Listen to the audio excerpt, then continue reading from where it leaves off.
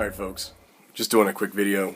This is an ESEE Izula. It's been a lot of videos that I've done. I got it out today to use it on something, and I noticed it was pretty dull. So I used something else, and then I came up here and I said, well, you know what's going on with that knife? And I mean, that's a tough cut through cardboard. It should go a lot better than that. Let me get this out of the way. So I said, well, let me go ahead and grab some phone book paper and see what's going on there.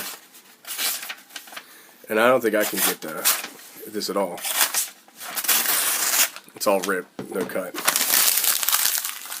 So I figured it's a good opportunity to do a little bit of a sharpening video. So I'm going to go ahead and do that now. It might be a little bit difficult to pull off with the camera in the way, but we're going to go ahead and give it a whirl anyway. All I'm going to say is that this is how I sharpen knives. I get that everybody sharpens them a little bit differently. Everybody has different systems and stuff. I think the important thing is that if you do sharpen knives and you're serious about it, or if you use knives and you're serious about it, you should have a way to sharpen your knives. And this is just one of those ways.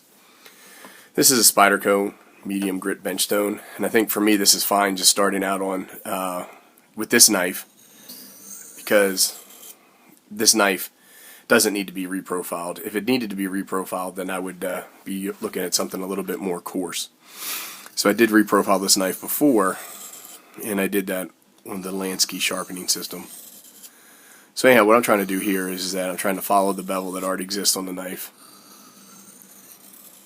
and I'm just cutting in. If you look, you can see there's a new scratch pattern forming on that.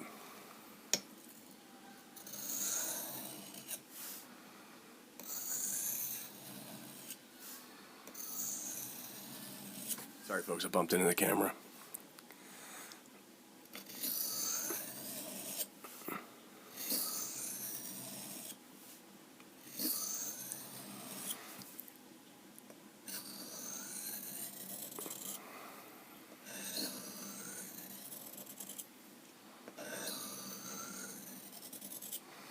Typically I'd be doing this with two hands.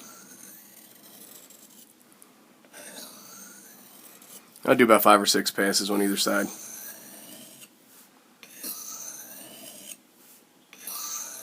Alright, so I've taken a few swipes on this, and what I want to do is I want to come over here and give it just a quick test and see how we're doing.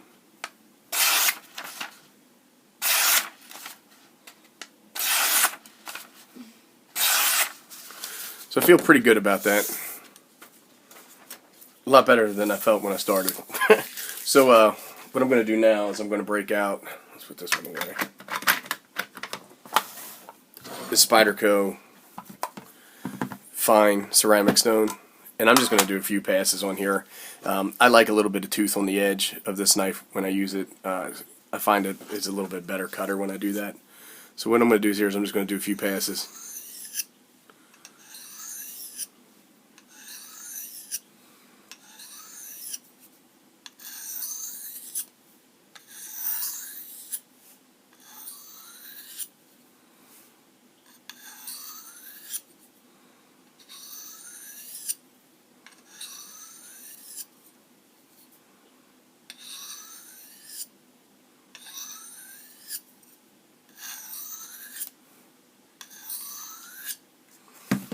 Okay.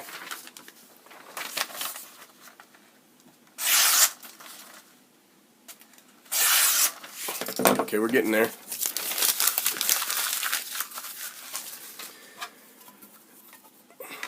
When you get these, it takes a little practice and it takes time to learn, but I really am glad I bought those Spyderco stones. I wish that they were a little bit longer and a little bit wider, but I guess you take what you can get, right? And then I'm going to go ahead and I'm going to finish up on the strop man strop. I have 2 of them.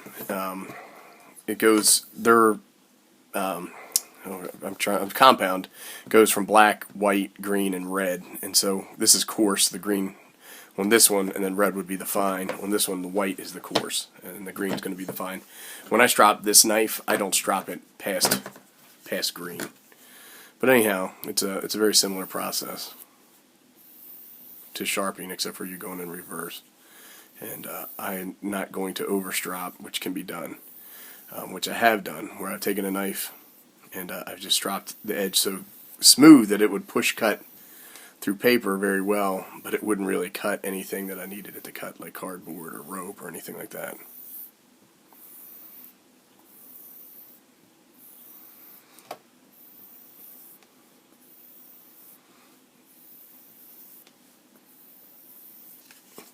All that really stropping does is get all your micro serrations pointing in the same direction in a uniform pattern. It's a very helpful thing.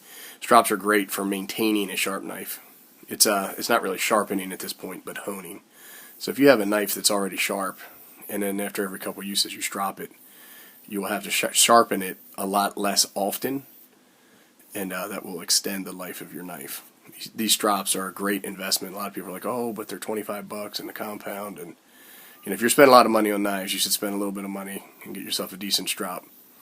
Alright, let's do some cutting and see what happens. Okay, we're going to start with some cardboard.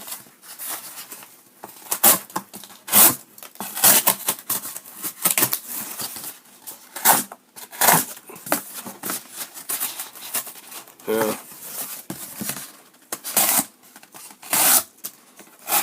It's going through this cardboard a lot better than it was before, and I'm happy with that. Let's go ahead and see how it does on the paper. See, when you have a toothy edge like that, you can see sometimes the paper will actually get stuck on the blade, and so you want to get that off.